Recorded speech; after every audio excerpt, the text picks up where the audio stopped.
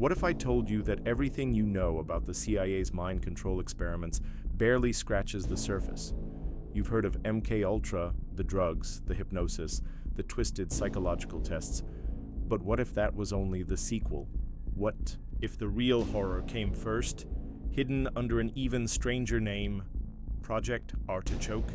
Could the CIA really create a human puppet, an assassin who kills on command, forgets everything, and doesn't even realize they've been programmed? And if they could, did they actually try? It's the early 1950s. The Cold War is raging. America is gripped by a new kind of terror, not just bombs, but invisible weapons. Ideas, influence. Whispers begin to spread that Soviet scientists are already using psychological warfare, brainwashing, mind control. China is rumored to be using the same techniques on American POWs in Korea. The CIA's response wasn't to study or defend, it was to surpass, to push the boundaries of ethics, medicine, and the human mind, no matter the cost. There's a memo, declassified decades later, that simply asks, can we get control of an individual to the point where he will do our bidding against his will, and even against fundamental laws of nature? That wasn't science fiction. That was the genesis of Project Artichoke. Launched in 1951 by the CIA's Office of Scientific Intelligence, Artichoke wasn't about understanding behavior, it was about controlling it. The goal was to manipulate the mind through hypnosis, trauma, drug cocktails, and psychological pressure, to erase memories, implant new ones, to build a person who could act on command and forget it afterward. They didn't just think about it, they tested it. The techniques were a disturbing cocktail, sodium amytal, known as a truth serum, scopolamine, which causes delirium and confusion, LSD, largely unknown to the public at the time, sleep deprivation, sometimes for days or weeks, electroshock therapy, often combined with hypnosis, extreme isolation, interrogation under duress, even repeated psychological trauma. They called it involuntary reconditioning. We would call it psychological torture, and the subjects? Anyone they could get. Foreign nationals, suspected spies, prisoners of war, American citizens in mental institutions, people with no power to resist, and no idea what was happening to them. Many were drugged without consent. Some were detained overseas in what we now call black sites. Some never came back. One subject, dosed repeatedly with LSD in a facility in Europe, is reported to have tried to claw out his own eyes after 77 hours without sleep. The report ends with the phrase, subject unresponsive, memory intact but fragmented, recommend further sedation. In another case, a military courier suspected of leaking classified material was subjected to hypnotherapy and drugged interrogations. He was told that he had betrayed his country and that redemption could only come through service. They attempted to program him for a mission. 3 weeks later, he was found wandering the streets of Paris, unable to speak, covered in bruises, with no memory of anything after the initial session. The CIA later referred to that case as a successful conditioning event. One document asked, bluntly, can an individual be made to perform an act of attempted assassination involuntarily under Artichoke? That question wasn't philosophical, it was operational. There are also disturbing links between Artichoke and secret overseas facilities, particularly in Western Europe and East Asia, where test subjects were taken from prison populations and refugee camps. No names, no oversight, no accountability. One declassified note describes a pilot project involving interrogation of a subject in Germany. High doses of LSD were used, along with hypnosis and sleep deprivation. The subject eventually lost all grip on reality, speaking in multiple languages, hallucinating figures from his childhood, and begging to be allowed to die. Whether the CIA got what they wanted is unclear. The final page is redacted. Why haven't you heard about this? Because Project Artichoke has been nearly erased from the historical record. Unlike MK Ultra, which was partially exposed during the 1975 Church Committee hearings, Artichoke stayed in the shadows. Its name rarely appeared in documents. Its files were scattered, redacted, mislabeled. And yet, it laid the blueprint for everything MK Ultra would become. In fact, many of the same researchers, doctors, and handlers would go on to work in MKUltra. The methods refined, the scale expanded, the secrecy even deeper. One memo from 1953 says plainly, artichoke techniques to be absorbed under MKUltra Subproject 130. Terminate open references. Project Artichoke wasn't just about creating mind control. It was about seeing how far you could go before a human being stopped being human. It was about building weapons out of people, and perhaps most disturbingly, it was about doing it in silence. No oversight, no consent, no public record. The program may have ended on paper, but its legacy continued.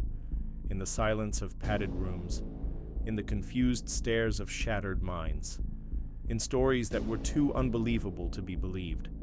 This wasn't a conspiracy theory, it was real, and it happened before. MKUltra even began, if this shocked you, you need to see what came next.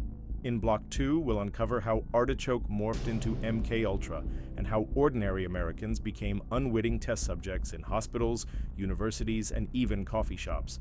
So don't miss it. Subscribe, tap the bell icon, and share this video with someone who thinks mind control is just a conspiracy theory, because this is only the beginning. What happens when a secret experiment designed for war turns inward? After the dark legacy of Project Artichoke, the CIA didn't pause. They didn't reflect. They escalated. In 1953, a new codename appeared in the files, MKUltra. But MKUltra wasn't just a continuation, it was a transformation, a full-blown upgrade of the CIA's quest for total mind control. Only now the battlefield wasn't just behind enemy lines, it was everywhere. This time the CIA turned its gaze inward, onto American soil, and its targets weren't enemy operatives. They were civilians, your therapist, your doctor, your professor, even your neighbor. What would happen if you unknowingly became part of a covert mind control experiment, just by walking into a hospital, or volunteering for a psychology study, or drinking a spiked cocktail at a party? It was no longer about defending democracy, it was about manipulating the human mind, without consent, without oversight, and they had found the perfect man to lead this new project. Enter Sidney Gottlieb, the black sorcerer of the CIA. Sidney Gottlieb, a chemist with a background in poisons and pharmacology, became the head of MKUltra. But he was more than just a scientist. He was a visionary of control, a man fascinated by the idea of erasing and rebuilding consciousness. He wasn't a field agent. He rarely wore a uniform. He wore sandals, practiced meditation, and lived in a cabin.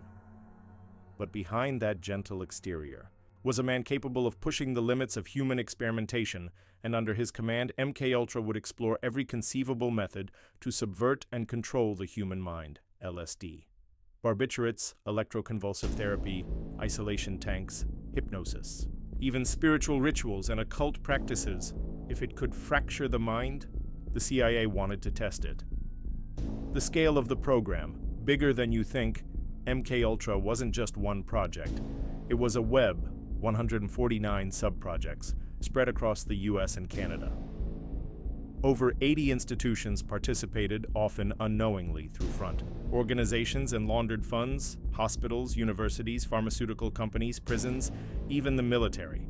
Some researchers knew. Most didn't. The participants, prisoners, mental patients, drug addicts, college students, and in some cases, ordinary people off the street, plucked into experiments without the faintest idea of what was happening. They were told it was therapy, or academic research, or a treatment program, but in reality, it was a psychological battlefield.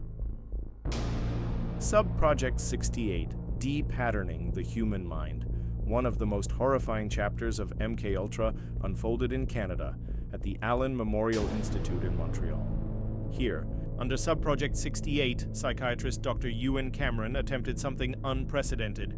He believed he could cure mental illness by completely erasing the human psyche, then rebuilding it from scratch. He called it de-patterning. The idea was to wipe the brain clean of all memories, behaviors, and identity, then reprogram the subject with positive suggestions. It sounds like science fiction, but it wasn't. Cameron used a brutal combination of high-dose electroshock therapy, 30 to 40 times the standard intensity LSD sessions, lasting weeks at a time, drug-induced comas, some lasting over a month, sensory deprivation chambers, looped audio messages played for hours each day. One of his patients, Linda McDonald, entered the hospital in 1963 for mild postpartum depression. She was 25, educated, married, functional. 5 weeks later, she had been reduced to a childlike state. She had to relearn how to walk, talk, feed herself, even go to the bathroom. Years later, when she discovered the truth, she learned she'd been part of MKUltra. Her CIA file said, results satisfactory, subject returned to community. Her memories gone, her identity erased, and she never gave consent. Operation Midnight Climax, LSD mirrors and brothels. But MKUltra didn't just operate in clinics and labs, it spilled into the streets. In San Francisco and New York, the CIA launched Operation Midnight Climax, a disturbing sub-project that tested LSD in real-world environments.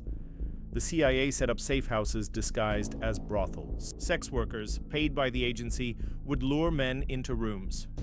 Once inside, the subjects were unknowingly dosed with LSD, then observed behind one-way mirrors. CIA agents watched from hidden booths, drinking martinis, recording behavior, and taking notes. What happened when a man thought he was on a date, but was actually tripping on acid? Some panicked, some became violent, some laughed uncontrollably. No follow-up. No assistance, just raw, unsupervised experimentation. One agent bragged he could dose an entire bar of people without them knowing, and he did. These were not tests for safety or treatment. They were simulations for interrogation, torture, and manipulation. The ultimate question they asked was chilling. Can you make someone kill under the right conditions? Extreme isolation, long-term LSD dosing, and the edge of madness. In psychiatric facilities across the country, the experiments grew even more extreme. Some patients were given LSD every day for months. One case involved a man who was kept high, on acid for 77 consecutive days. Others were locked in sensory deprivation tanks for weeks, cut off from light, sound, human contact. Some never recovered. Some forgot who they were. Some were reduced to permanent psychiatric disability. But the CIA didn't stop. They believed that breaking the mind was necessary to understand how to rebuild it. And in their eyes, the ends justified the means. No name was too big to escape this obsession. Frank Olson, the scientist who knew too much. In November 1953, biochemist Frank Olson, a government scientist who worked with the CIA on biological warfare, attended a retreat. With colleagues, what he didn't know, his drink had been secretly laced with LSD. In the following days, he became withdrawn, paranoid, and distressed. He expressed doubts about the ethics of the work. He told friends he wanted to resign. 9 days later, he fell or was pushed from a 13th floor window at the Statler Hotel in New York. The CIA said it was suicide, but later evidence, including a 1994 autopsy, suggested blunt force trauma occurred before the fall. Olson may have been murdered to keep him silent. His family spent decades demanding the truth. The government eventually offered a settlement, but no full admission of guilt. The Olson case became a symbol of what happens when secrecy meets science, and humanity is lost in the process. The collapse and cover-up by 1973, the Watergate scandal had triggered a crisis inside the CIA. Director Richard Helms, fearing exposure, ordered all MKUltra records destroyed. Tens of thousands of documents gone. But a clerical error saved a few boxes of financial records.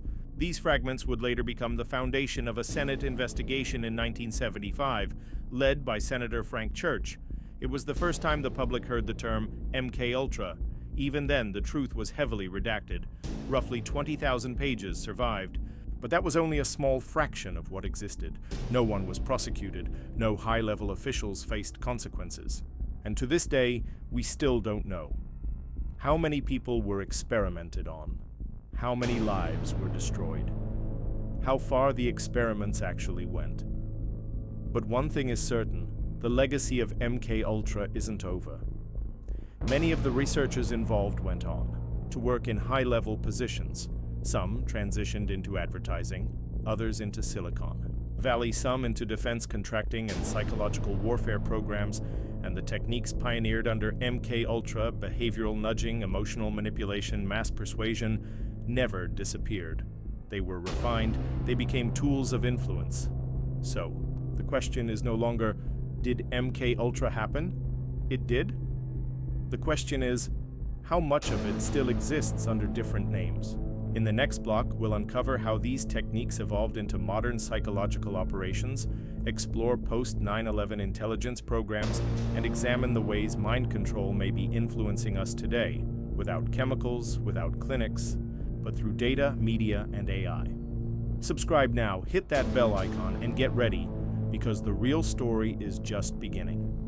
If mind control experiments like MK Ultra happened in secret decades ago, what's stopping it from happening again, just with newer tools? That's the terrifying question. Because here's the truth. MK Ultra never really ended. Sure, the program was officially shut down, records destroyed, names buried, but the knowledge, the methods, and the intent, they lived on. They evolved. And what started in labs and clinics in the 1950s has morphed into something far more powerful. Today, something that no longer needs LSD, electric shocks, or isolation tanks.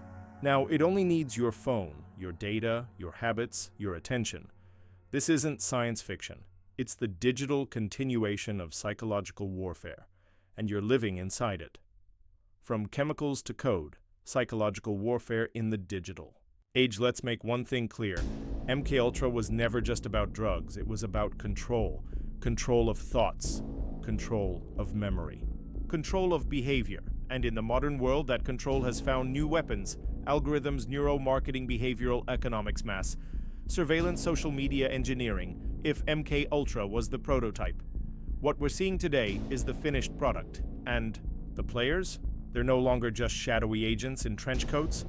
They're data scientists, big tech platforms, psychographic analysts, and governments working hand in hand with private companies.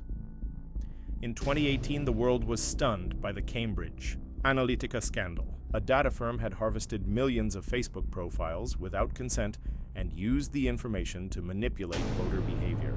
Targeted psychological messaging, micro-propaganda, digital persuasion so precise, it could push a person to vote. Or not vote without them ever realizing they were being influenced. Does that sound familiar? Because in a way, it's MK Ultra 2.0, Operation Persuasion. Welcome to the attention wars.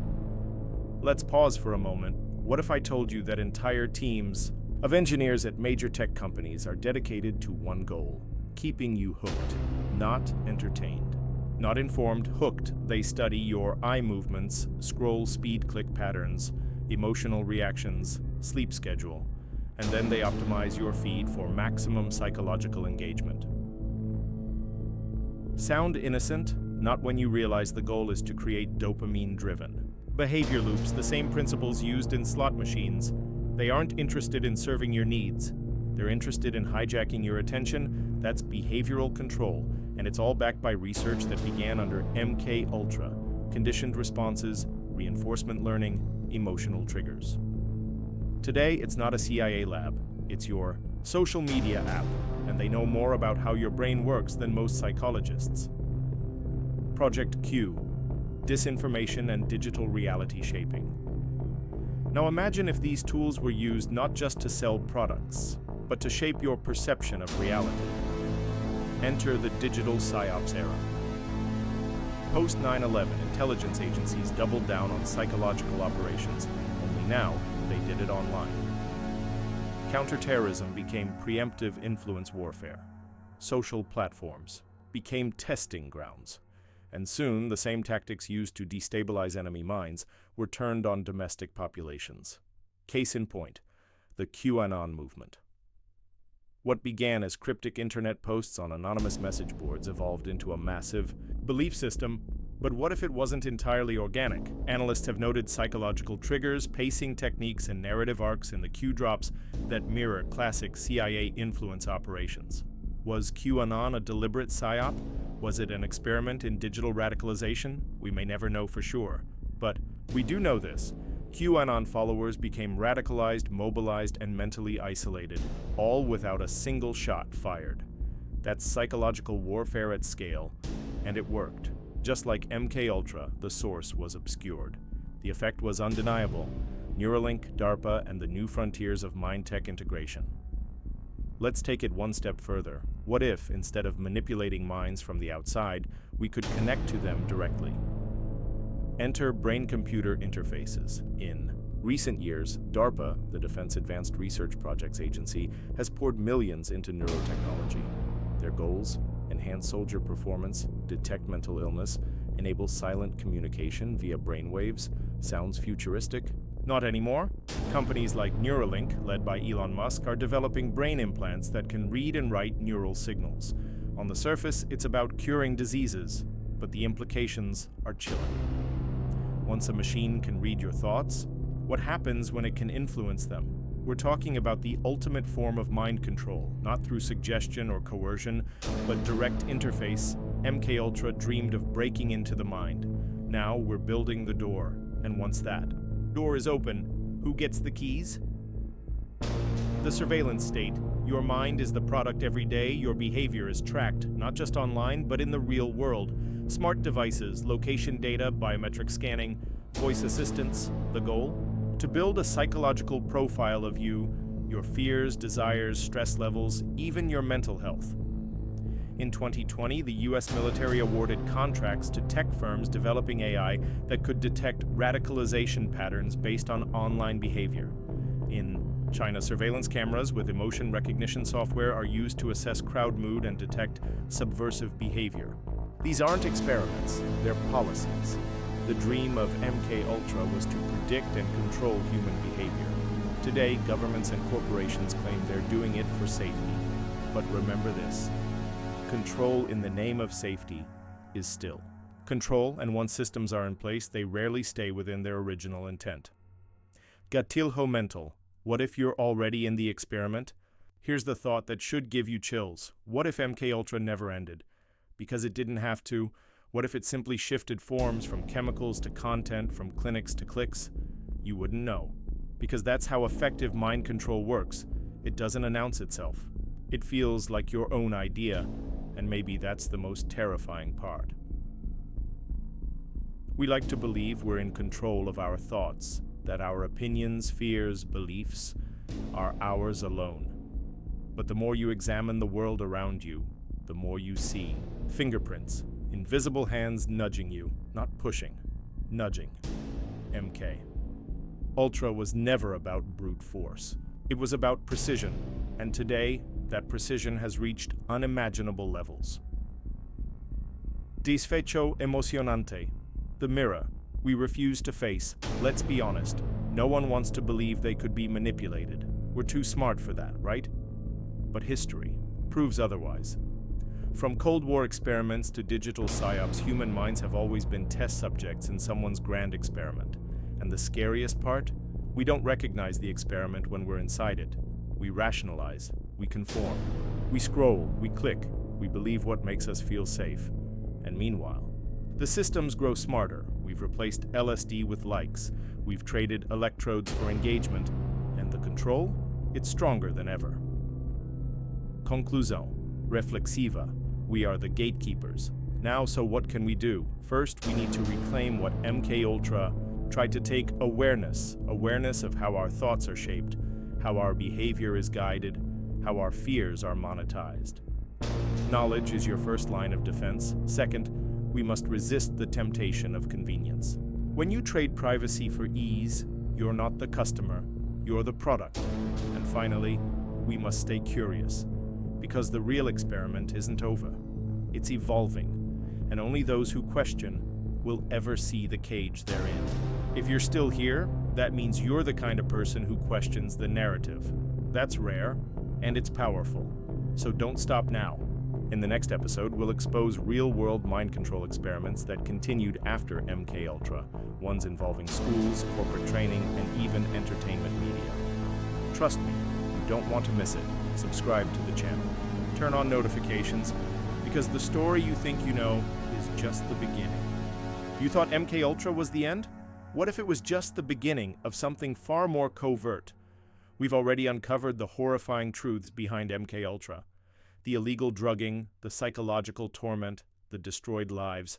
But here's the twist nobody talks about. MK Ultra wasn't the last mind control experiment.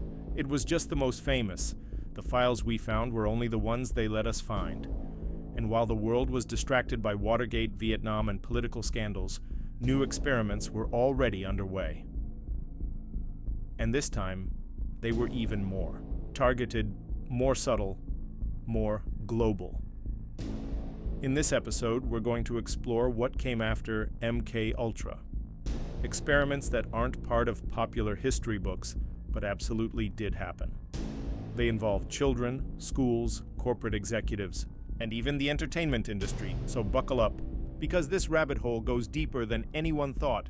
Operation Spellbinder, Target, the classroom in the late 1970s, just as the MK Ultra scandal was being swept under the rug, something strange began happening in schools across the US. And Canada teachers began reporting behavioral studies being introduced by third-party educational researchers. Parents noticed their children acting differently, hyper-focused, emotionally distant, or overly compliant. What they didn't know is that many of these schools were participating in pilot programs tied to something called Operation Spellbinder. Though not officially declassified, leaked documents and whistleblowers have tied Operation Spellbinder to behavioral conditioning in primary school students, memory implantation experiments, social conformity pressure, testing, emotional desensitization via educational programming. This wasn't about improving grades. It was about shaping belief systems from an early age.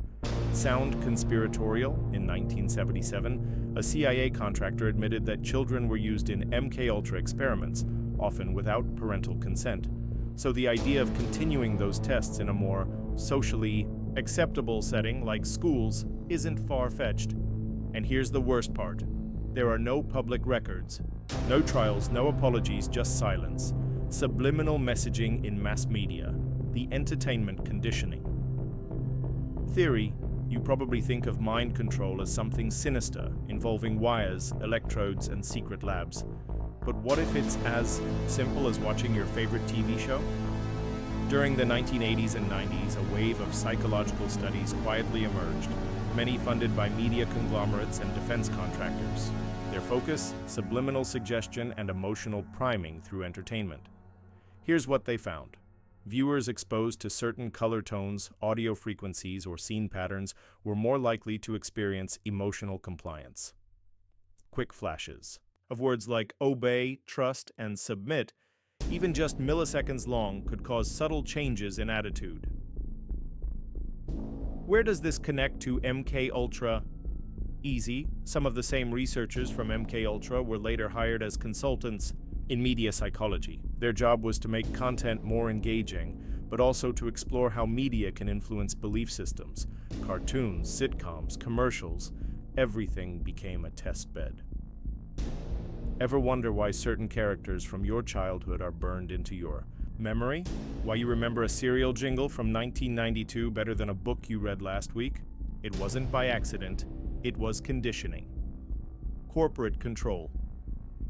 When CEOs became test subjects, it's easy to assume that mind control experiments only targeted the vulnerable. But what if executives, politicians, and influencers were also test subjects? In the late 1980s, a secretive think tank known as the Monroe Group began inviting high-level professionals to performance enhancement retreats. On the surface, they looked like harmless executive training camps. Behind closed doors, participants were exposed to binaural sound stimulation, sensory deprivation sessions, group hypnosis techniques, neuro-linguistic programming, NLP, all designed to improve mental clarity and leadership decision-making. But former insiders claim the real goal was different. They weren't training leaders, they were programming them. Anonymous Monroe Group attendee, 1995, I imagine having CEOs, policy advisors, and media gatekeepers who've undergone behavioral conditioning without even knowing it. That's not science fiction. That's social engineering at the top level, and just like MKUltra, it was hidden under the veil of research and personal development. The sleep room scandal, Canada's forgotten horror. Let's travel north to Montreal. Most people don't know this, but one of the darkest chapters of post-MKUltra experimentation happened not in the US, but in Canada. At the Allen Memorial Institute, Dr. Ewan Cameron, one of MKUltra's most infamous collaborators, ran a series of experiments known as the sleep room. Patients were told they were receiving treatment for anxiety and depression. Instead, they were kept in drug-induced comas for weeks, played loops of repeated audio messaging 24/7, subjected to extreme doses of LSD-given electroconvulsive therapy beyond safe levels. The goal? To wipe their memories completely and rebuild a better personality. Sound familiar? This was MKUltra, evolved, and even after the program was supposedly shut down, Cameron's methods were continued by his students and funded through research grants. Victims sued the Canadian government. Some were awarded compensation, but many never recovered. Mentally, emotionally, or spiritually, they became living ghosts of an experiment that never should have happened. Gatilho mental. What else don't we know? Now ask yourself this: if MKUltra was able to run dozens of sub-projects across multiple countries, if programs like the Sleep Room, Spellbinder, and the Monroe Group operated under the radar for decades, what other experiments have happened that we still don't know about? The scariest part isn't what's been revealed, it's what's still hidden. Because for every document that's declassified, there are 10 more that are destroyed, classified, or buried in bureaucratic silence. And even now, some former operatives claim that experiments have shifted to new fronts: behavioral tracking through wearables, AI-driven suggestion, algorithms, biofeedback. Loops through AR, VRF, the tools are getting smarter. What makes you think the people using them are playing fair? Climax emocionante, the invisible war on consciousness. This is no longer about controlling a few individuals. This is about shaping mass perception, and that's the ultimate goal of every mind control experiment. Not to control what you do, but to influence what you believe is real. The experiments didn't end, they just became invisible. They moved. From government labs to tech companies, advertising agencies, behavioral think tanks, and the test subjects. You, me, all of us, because if they can subtly adjust what you think is true, they can steer the direction of history itself. MKUltra broke minds to find out what could be rebuilt. These modern programs, they're shaping minds before they're even broken. That's the real horror. Conclusão reflexiva. From victims to vigilance. So where does that leave us? In the aftermath of MKUltra and its hidden successors, we face a stark truth. The human mind is fragile, it's vulnerable, and it's a target, but knowledge is power. If we understand how we've been manipulated through school systems, media, entertainment, and tech, we can begin to take our minds back, not by running from the truth, but by facing it. And the next time someone says, "That sounds like a conspiracy theory," just remember, so did MKUltra until it wasn't. If this blew your mind, then get ready, because the final chapter is where it all comes together. We're going to reveal how the legacy of mind control has entered your daily life, and what you can do about it today. Subscribe to the channel, hit the bell, and leave a comment with your thoughts so far. Because when you share your voice, you break the silence they depend on. You've made it this far. You've heard the stories, seen the evidence, and uncovered the disturbing truth about mind control experiments like MKUltra and its even darker successors. But here's the final twist. MKUltra wasn't just a chapter in history. It was a blueprint, a proof of concept. And what began as a brutal Cold War program didn't disappear. It evolved. Today, it lives on in ways that are harder to detect, easier to deny, and nearly impossible to escape. Because the battlefield has changed. This is no longer about secret labs or shadowy agents. This is about you and the digital world you live in. How much of what you believe, what you feel, what you value, is really yours, and how much of it was planted, primed, or influenced by unseen hands? If you think you're immune, ask yourself this. When was the last time you made a decision without a screen, a click, or an algorithm whispering in your ear? The internet was supposed to set us free. Information at our fingertips. Global connection. Boundless opportunity. But what if it's become the perfect mind control device? Let's look at what we know. Social media algorithms designed to manipulate behavior by rewarding emotional responses, outrage, fear, tribalism, predictive AI suggesting what to watch, who to follow, what to believe, before we even know we want it. Targeted ads bypassing conscious thought and tapping directly into impulse. Digital echo chambers reinforcing belief systems and isolating dissent. It's no longer about drugs or electrodes, it's about data. And data is the new LSD. Just like MKUltra tested the effects of stimuli on the brain, big tech now runs millions of live experiments on users every day, testing headlines, layouts, tones of voice, to see what makes you click, comply, and conform. We're not the subjects of a secret experiment anymore. We're the participants of a very public one. We just don't realize it. Did you know? Facebook once ran a mood contagion experiment on 689,000 users by altering their news feeds without telling them. TikTok's algorithm can detect your emotional state by how long you pause on a video. Netflix doesn't just show you what to watch, it changes the thumbnail image based on your psychology. These aren't bugs, they're features. Features designed to guide your thoughts. And behind them are teams of behavioral psychologists, many of whom have resumes that trace back to government-funded research on perception and manipulation. MKUltra taught them how to control individuals. Now they're controlling populations, one notification at a time. Imagine this, a world where every thought you have is filtered through a system designed to nudge you, politically, socially, emotionally, where your likes, your comments, your silence, your hesitations are all fed into a model that determines what version of reality you'll be shown. This is not science fiction. This is algorithmic reality, and it's the logical next step in the evolution of MKUltra. Because mind control doesn't need to be dramatic. It just needs to be invisible. You don't need LSD or electroshock when you can use personalized content feeds, emotion-driven virality reinforcement loops that trigger dopamine responses, and the most terrifying part? You consented to it. Not with a signature, but with a scroll, with a click, with a yes to the terms and conditions you never read. That's the genius of modern mind control. It's opt-in. So what now? Are we just helpless pawns in a global experiment? Not necessarily, because the one thing MKUltra never anticipated, the one variable no algorithm can fully predict, is awareness. When you become aware of how your mind is being shaped, you can take back control, not all at once, not perfectly, but step by step, ask questions, constantly, seek multiple sources for everything you believe, disconnect regularly, reconnect with reality, teach others not to fear, but to see. Knowledge is no longer power. Discernment is. Because when you learn to recognize manipulation, you're no longer its victim.